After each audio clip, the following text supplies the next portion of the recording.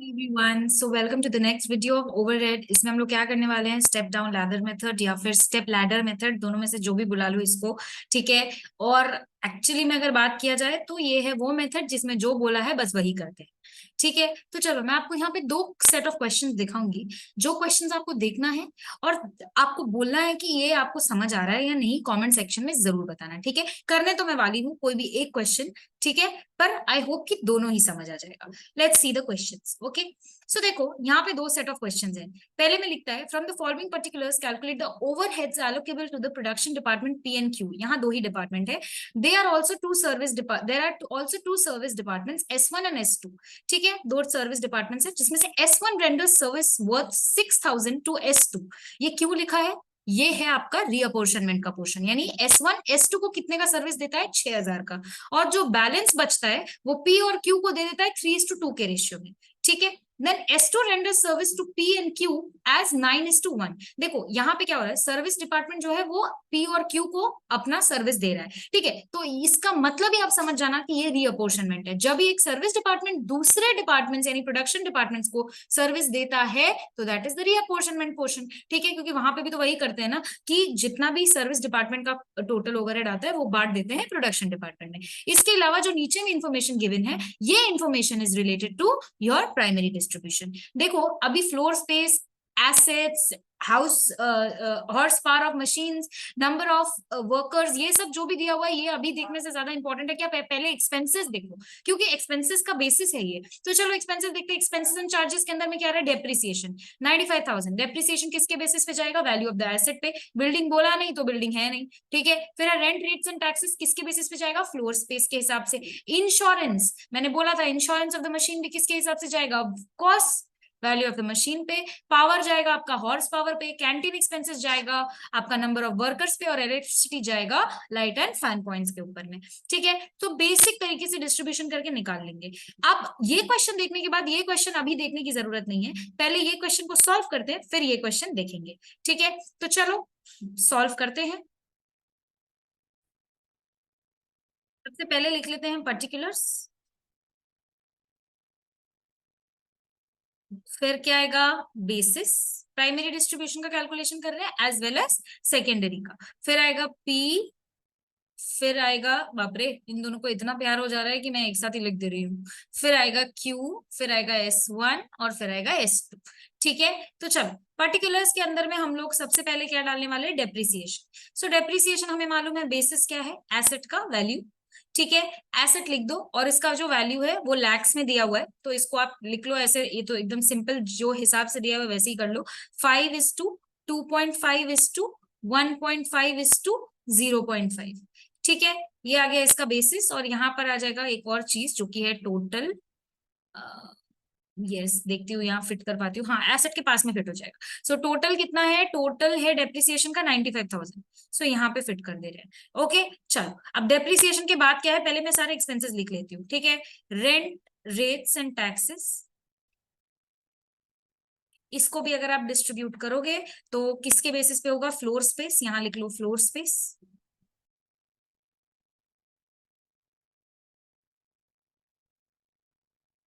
जो कि है 25:20। जीरोस को काट दे रही हूँ, (5:5), दो जीरोस है तो काट दिया। अब इसके बाद क्या है देखो, इंश्योरेंस। इंश्योरेंस भी किसके ऊपर जाएगा? इंश्योरेंस भी जाएगा मशीन के ऊपर। ठीक है, यानी एसेट के ऊपर। तो लिख दो एसेट, एसेट का वैल्यू डाल दो। 5:2, 2.5:, 1.5:, 0.5। ठीक है, और इनका टोटल्स लिखते जाओ। 18,000 and then we have 7,600, then we have power. Okay, so चलो पावर लिख देते हैं यहाँ पर। पहले सिर्फ एक्सपेंसेस बांट रहे हैं ना, तो सिर्फ उस पर फोकस करते हैं। फिर यहाँ आ गया पावर, जो कि किसके बेसिस पे जाएगा? हॉर्स पावर, जिसका टोटल क्या है? इसमें एक जीरो सब में कॉमन है, तो चलो काट देते हैं। This becomes 50:25:20:5। ऑल राइट, अब इसके बाद पावर के बाद क्या है? Canteen expenses. तो चलो लिख देते हैं कैंटीन एक्सपेंसेस। ठीक है, जिसके अंदर में हमारा किसके बेसिस पे जाएगा? नंबर ऑफ वर्कर्स के बेसिस पे। और इसमें कितना आएगा वो भी देख लेते हैं। पहले देख लेते हैं कि पावर था 10,000, लिख दो यहाँ पर। अब कैंटीन एक्सपेंसेस भी कर लेते हैं। यहाँ पर कितने जीरोस हैं देखो तो, सारे में ओ भाई, इसमें तो ऐसा है कि किसी में 2 0 1 0 ऐसा है, तो इसका मतलब इसको पूरा का पूरा सेम ही रख लो। तो इसको लिख दो 100:50:50:25। ठीक है, अब रिड्यूस टू लोएस्ट टर्म्स करोगे टाइम लगेगा, सो करेंगे ही नहीं। ठीक है, फिर आता है इलेक्ट्रिसिटी, जो कि आएगा लाइट पॉइंट्स के ऊपर में। तो लिख दो यहाँ पर इलेक्ट्रिसिटी, लाइट पॉइंट्स कितना है, पहले उसका नाम लिख देना।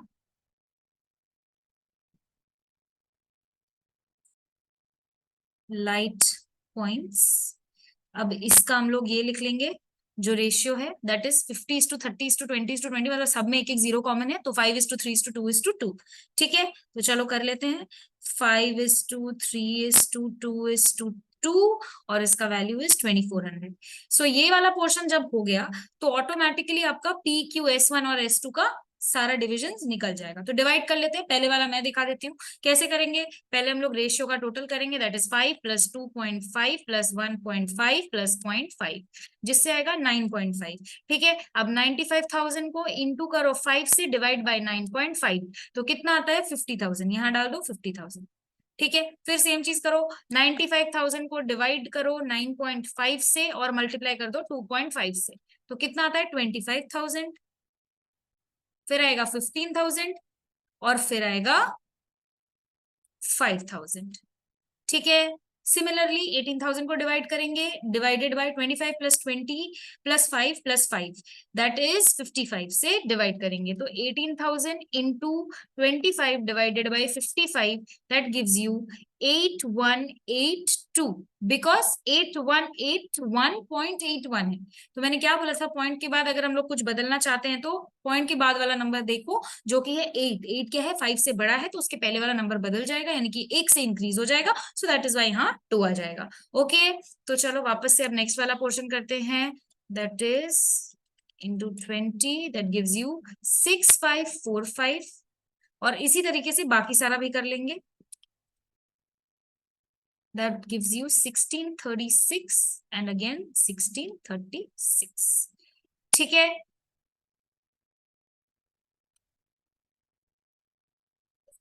27 बना लो, बिकॉज ना अगर आप एड अप करोगे तो 2 + 5 इज कमिंग टू 7 + 6 13, 13 + 6 करोगे ना तो 19 हो जाएगा, बट हमारा टोटल कितना है 18,000 है, लास्ट में 0 चाहिए, इसलिए एक को 7 बना लिया। ठीक है, अब इसी तरीके से बाकी सारे को डिस्ट्रीब्यूट करते हैं। ओके, और फिर टोटल निकालते हैं। हमारे सूटेबल बेसिस पे इसको डिवाइड कर लिया है, अब हम लोग क्या करेंगे, लिखेंगे total overhead as per your primary distribution. ठीक है, जिसको हम लोग एड अप करके निकालने वाले हैं, तो चलो एड अप कर लेते हैं, एकदम सिंपल सिंपल तरीके से इसको ऐड करेंगे। यहाँ लिख लो total overhead as per primary distribution. ठीक है, तो इसको ऐड करो, कितना आ रहा है 50,000 + 8182 + 4,000 + 5,000 + 2,400 + 1,000 gives you 70,582। कर लो 25,000 + 6,545 + 2,000 + 2,500 + 1,200 + 600, that gives you 37,845, 37,845। ठीक है, ऐसे ही बाकी दोनों का भी कैलकुलेशन कर लो। ये हमारा प्राइमरी डिस्ट्रीब्यूशन के हिसाब से टोटल ओवरहेड। अब हम लोग को क्या करना है, सेकेंडरी डिस्ट्रीब्यूशन करना है, और सेकेंडरी डिस्ट्रीब्यूशन कैसे करेंगे, जैसे हमें क्वेश्चन ने बोला है। सेकेंडरी डिस्ट्रीब्यूशन में देखो, क्वेश्चन ने हमें बोला है कि जो S1 डिपार्टमेंट है ना, ये पार्ट अब इधर पे काम आएगा। ठीक है, जो हमारा S1 डिपार्टमेंट है वो क्या करेगा, वो S2 को कितना दे देगा 6,000 दे देगा, और जो उसका बचा हुआ ओवरहेड रहेगा वो P और Q को 3:2 के रेशियो में बांट देगा। ठीक है, तो पहले S1 का काम करते हैं, चलो करें। तो S1 इज सेइंग दैट, सबसे पहले मैं क्या करूंगा, मैं 6,000 दे दूंगा S2 को, तो दे दो 6,000।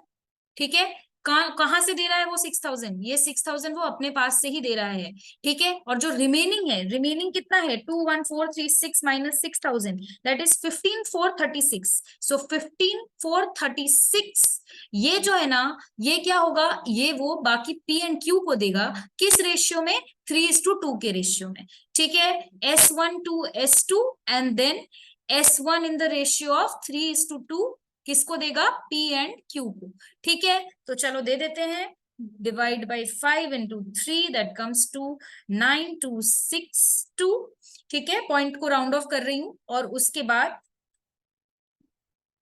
6174, ठीक है। ये हो गया डिस्ट्रीब्यूशन। S1 S2 को दे रहा है 6,000, और जो बचा वो P और Q को दे दे रहा है 3:2 के रेशियो में, ठीक है। This part is done. अब देखेंगे हम लोग S2 के पार्ट को, देखते हैं S2 क्या बोल रहा है।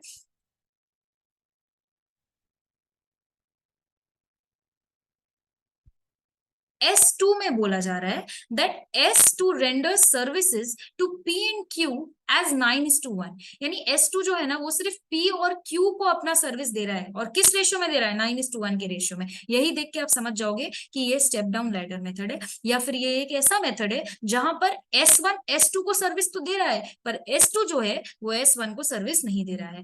अनलाइक द लास्ट सम जो हम लोगों ने किया था, जिसमें S1 S2 को भी दे रहा था और साथ ही साथ S2 S1 को भी दे रहा था, यहाँ पे ये नहीं हो रहा है, ठीक है। तो ये देख के आप समझ जाओगे कि रिपीटेड डिस्ट्रीब्यूशन नहीं है। यूजुअली क्वेश्चन में मेंशन होगा रिपीटेड डिस्ट्रीब्यूशन से करना है, नहीं भी मेंशन हो तो this is a way of figuring out कि वेदर और नॉट वो रिपीटेड डिस्ट्रीब्यूशन है या नहीं है। तो बस यहाँ पे एकदम सिंपल चीज करेंगे, जितना हमारा टोटल S2 का ओवरहेड आया होगा वो पूरा का पूरा ओवरहेड हम लोग बांट देंगे, किसको, P और Q को 9:1 के रेशियो में, ठीक है। तो चलो करें, अब यहां पर लिख दो S2, ठीक है। S2 दे देगा 9:1 के रेशियो में P और Q को, क्या देगा, उसके पास जितना पड़ा हुआ है उतना। तो टोटल कर लो, 8537 प्लस 6,000, टोटल कितना पड़ा हुआ है, 14,537। याद रखना, जब भी एक डिपार्टमेंट दूसरे डिपार्टमेंट को, सर्विस डिपार्टमेंट को अपना खर्चा दे देता है, जब भी एक सर्विस डिपार्टमेंट दूसरे सर्विस डिपार्टमेंट को अपना खर्चा दे देता है, तो दूसरा सर्विस डिपार्टमेंट सिर्फ खुद का ही नहीं,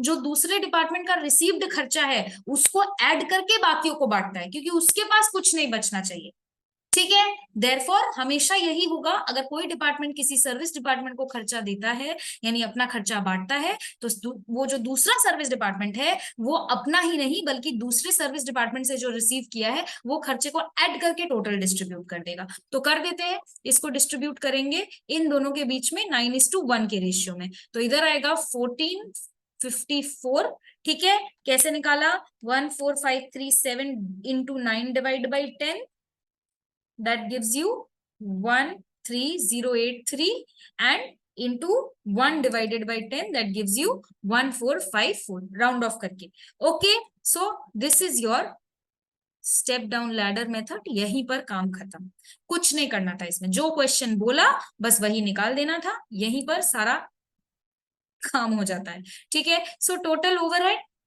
आफ्टर सेकेंडरी डिस्ट्रीब्यूशन, ठीक है, निकाल लो इन सबको ऐड करके, इस सबको ऐड करके, ठीक है। चलो निकालते हैं,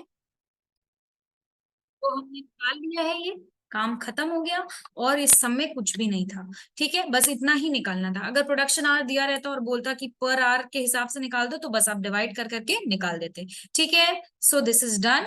अब आपको दिखाते हैं सेकेंड सम, ठीक है। अब मुझे आप ये बताओगे कॉमेंट सेक्शन में कि वेदर और नॉट ये एकदम इजिली अंडरस्टैंडेबल है या नहीं, ओके। चलो, यहाँ पे क्या बोलता है, there are two production departments X and Y and two service departments A and B, ठीक है। Total expenses of the service department A are to be apportion between X Y and B, ठीक है। ए जो है वो x Y को देगा, यानी प्रोडक्शन डिपार्टमेंट को तो देगा ही, साथ ही साथ बी को भी देगा, किस रेशियो में, 3:2:1, यानी प्राइमरी डिस्ट्रीब्यूशन करने के बाद जो वैल्यूज आएगा वो 3:2:1 में डिवाइड कर देगा। जबकि यहाँ पर क्या हो रहा था, हमारा जो S1 था वो S2 को 6,000 दे रहा था पहले ही, फिर बचा हुआ P और Q में डिवाइड कर रहा था। यहाँ पे ऐसा कुछ नहीं है, डायरेक्ट पूरा का पूरा जितना भी तुम्हारा A का है वो पूरा है, वो पूरा का पूरा डिस्ट्रीब्यूट हो जाएगा X Y और B में, ठीक है। उसी रेशियो में जिसमें बोला हुआ है। फिर क्या बोलता है, and the expenses of the service department B are allocated between X and Y equally, यानी 1:1 के रेशियो में। ठीक है, और देखो बी क्या ए को सर्विस दे रहा है? नहीं, सिर्फ एक्स और वाई को दे रहा है, और ए जो है वो तीनों को दे रहा है। इसका मतलब एक डिपार्टमेंट ऐसा है जो कि दूसरे डिपार्टमेंट को नहीं दे रहा है। When I am saying department, मेरा बोलने का मतलब एक सर्विस डिपार्टमेंट दूसरे सर्विस डिपार्टमेंट को नहीं दे रहा है। ठीक है, सो इसी से समझ आ जाता है कि यहाँ पे रिपीटेड डिस्ट्रीब्यूशन का कोई चक्कर नहीं है। ठीक है, अगर ए भी बी को देता और बी भी ए को देता तो चक्कर होता रिपीटेड डिस्ट्रीब्यूशन का। ठीक है, सो ये दिस इज कंप्लीटली इजी। बस क्या करना होता हमें, बस एक ही डिफरेंस था, जो कि था कि हमें यहाँ पर प्राइमरी डिस्ट्रीब्यूशन के बाद यहाँ पे जो 6000 हटाए हैं, ये काम नहीं करके सिंपल हिसाब से हम लोग क्या करें, जो टोटल ओवरहेड है इसको ये तीनों के बीच में 1, 2 और 3, तीनों के बीच में 3:2:1 के रेशियो में बांट देंगे, और जो दूसरा डिपार्टमेंट है उसका टोटल ओवरहेड जितना निकलेगा उसको पहले दूसरे के बीच में जो रेशियो दिया हुआ है इक्वली, यानी 1:1 के रेशियो में बांट देंगे। तो दोनों सम बिल्कुल सिमिलर था, कुछ चेंजेस नहीं था, सिर्फ इसी तरीके का सम आप कर लोगे तो आप डन हो। This completes the first part of overhead completely. ठीक है, second part is machine hour rate, जो कि बिल्कुल डिफरेंट है from this allocation and apportionment. Okay, तो चलो आज सिर्फ एक सिंपल सा कॉन्सेप्ट देती हूँ मशीन आवर रेट का, नेक्स्ट डे हम लोग मशीन आवर रेट के ऊपर सम करेंगे। ठीक है, मशीन आवर रेट का क्या मतलब होता है, अभी आप ऑलरेडी एक चीज कैलकुलेट कर चुके हो, ओवरहेड पर आवर। ठीक है, यही होगा, आपको निकालना पड़ेगा मशीन आवर रेट में। ठीक है, यानी कि आप निकालोगे कि पर आवर में एक मशीन का कितना कॉस्ट है। ठीक है, सो बेसिकली एक मशीन को चलाने का कितना कॉस्ट आ रहा है 1 घंटे में। याद रखना, यहाँ भी 1 घंटा है और यहाँ पर एक मशीन है। ठीक है, एक मशीन और 1 घंटा लिखा हुआ है। So one machine cost how much of when it runs for 1 hour, ये होता है मशीन आवर रेट। ठीक है, इसको कैलकुलेट कैसे करते हैं वो मैं बताऊंगी, फिलहाल इतना जान के रखो। एक और चीज आता है इसके अंदर में, कॉम्प्रीहेंसिव मशीन आवर रेट। ठीक है, comprehensive machine hour rate. Okay, इसका कुछ मतलब नहीं है, similar to machine hour rate है, बस एक चीज ये इंक्लूड करता है जिसका नाम होता है ऑपरेटर्स वेजेस। ठीक है, यानी basically this talks about conversion cost. ठीक है, जो कि एक डिफरेंट टॉपिक है। हाँ, ये आपको फ्यूचर में कभी एक वीडियो में समझा दूंगी, फिलहाल आपके एग्जाम के लिए जरूरी नहीं है। चलो, सो कॉम्प्रिहेंसिव मशीन हर रेट में क्या होता है, जो मशीन के खर्चे हैं वो तो जाते ही हैं, प्लस ऑपरेटर्स वेजेस भी जाता है। ऑपरेटर कौन है, जो मशीन को चलाता है। देखो काफी सारे ऑथर्स ऐसे थे ना जो आर्ग्यू करते थे कि कॉम्प्रिहेंसिव मशीन हर रेट का नाम का चीज ही क्यों आ रहा है, क्योंकि जब ऑपरेटर को हम लोग वेजेस देते तो वो तो डायरेक्ट वेजेस हो गया ना। एक इंसान जो कि फैक्ट्री में काम करता है, डायरेक्ट मशीन में काम करता है, सामान को बनाने में हेल्प करता है, वो तो डायरेक्ट लेबर हुआ जिसको हम लोग डायरेक्ट वेजेस देते हैं। So why is that a part of overhead, machine hour rate is a part of overhead, right, कि एक मशीन को चलाने का प्रति घंटे का ओवरहेड यानी कॉस्ट कितना है। ठीक है, सो ये चीज में ऑपरेटर्स वेजेस क्यों आना चाहिए, लेकिन नहीं, कुछ लोगों ने, कुछ ऑथर्स ने इस चीज को बोला कि इसको कॉम्प्रिहेंसिव मशीन आवर रेट कह दो। सिर्फ यही नहीं कि एक मशीन को चलाने में मशीन से रिलेटेड क्या क्या कॉस्ट लग रहा है, बल्कि जो ऑपरेटर उस मशीन को ऑपरेट कर रहा है वो भी तो इस मशीन को चलाने का ही कॉस्ट है। देयरफॉर इसका कॉस्ट भी इंक्लूड करो मशीन आवर रेट में। ठीक है, जब भी हम लोग मशीन आवर रेट कैलकुलेट करेंगे ना, हम लोग इस तरीके से हमेशा लिखेंगे। ठीक है, मशीन आवर रेट के कैलकुलेशन का फॉर्मेट बता रही हूँ, इसको ऐसे लिखेंगे, calculation of machine hour rate.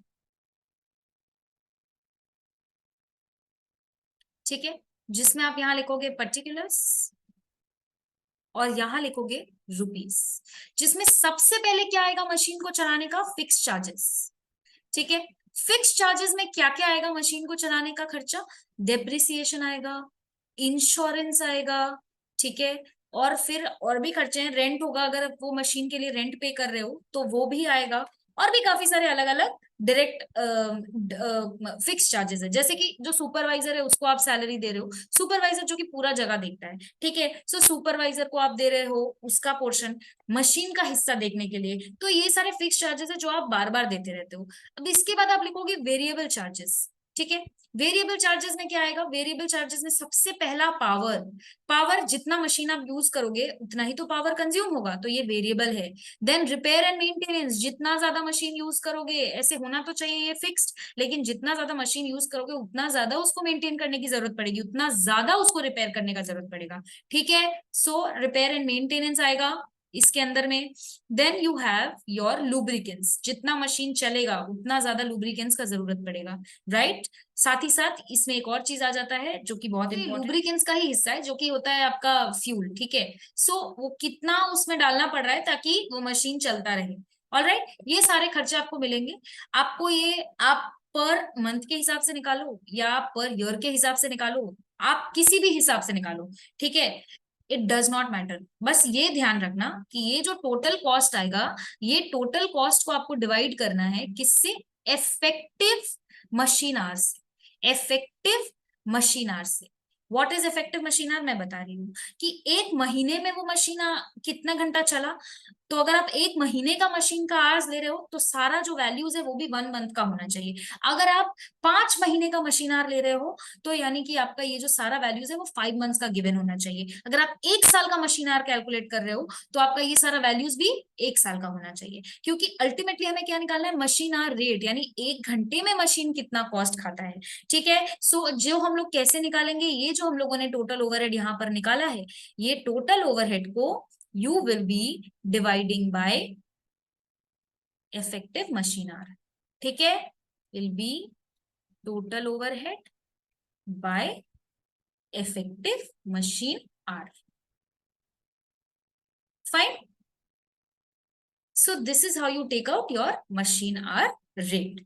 हाँ, अब एक और छोटा सा डिस्कशन कर लेते हैं, वो है कि इफेक्टिव मशीन आवर होता क्या है। ठीक है, सो इफेक्टिव मशीन आवर क्या होता है, लेट्स सी।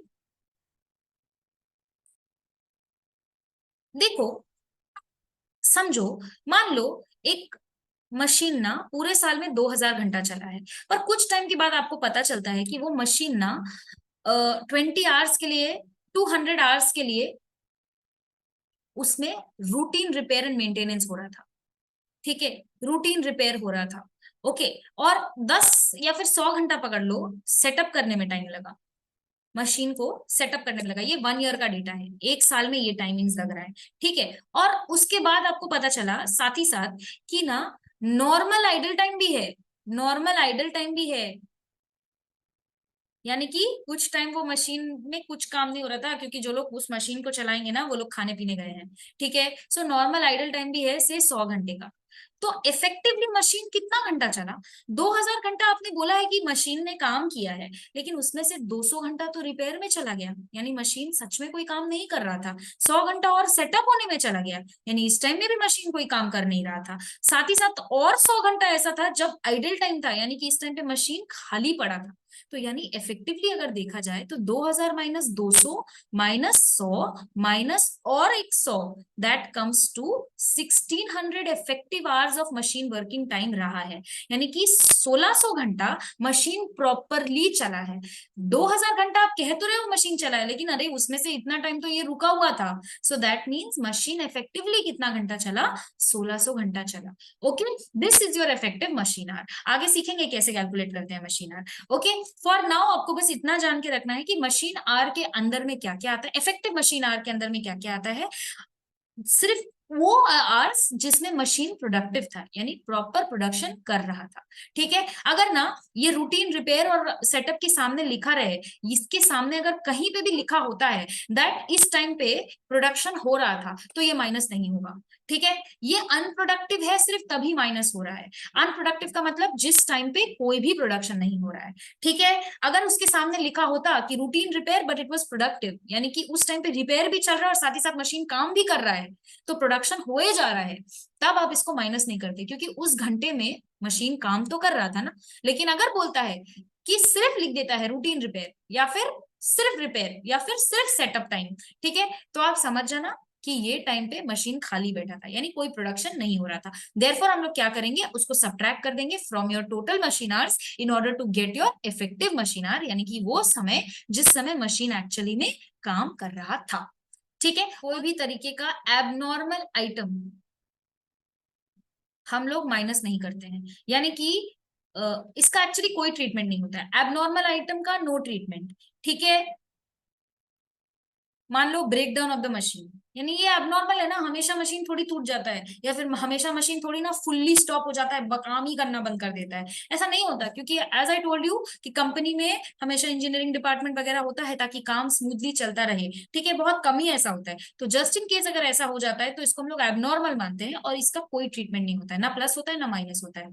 ठीक है, बस इतना आपको समझ के चलना है। ये था एक पूरा discussion about how we do machine read. अब अगले दिन we will be solving questions and we will be completing overhead. Alright, तो जितना मैंने करा दिया उसमें आपका आराम से पास तो आपको हो ही जाना है, क्योंकि 15 मार्क्स का ओवरहेड आएगा और वो आप कर लोगे, इसके बाद में कंप्लीट हो जाएगा।